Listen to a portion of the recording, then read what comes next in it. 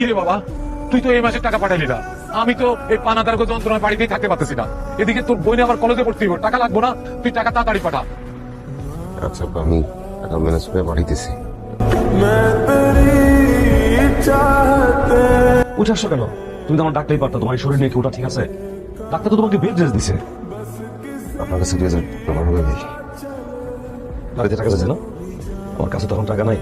আচ্ছা, আমার দূর সম্পর্কে এক আত্মীয় আছে, বিজনেস করে, আমি তার সাথে কথা বলে দেখি। আমার 2-3 দিন টাইম তো। এখানে স্টুডেন্টরা যারা পড়তে আসে সবার অবস্থা একই। এত কষ্ট করে এখানে পড়তে আসার কোনো মানে আছে?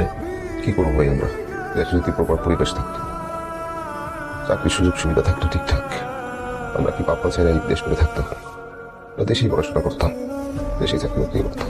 কত স্বপ্ন নিয়ে ভাই আসছি, কত কষ্ট করে আসছি। ধৈর্য ধরতে পারতো, ভেঙে পড়ার কিছু নেই। যাও, আমি দেখতেছি। ঠিক আছে। मुझे में सदा मैंने तेरा नाम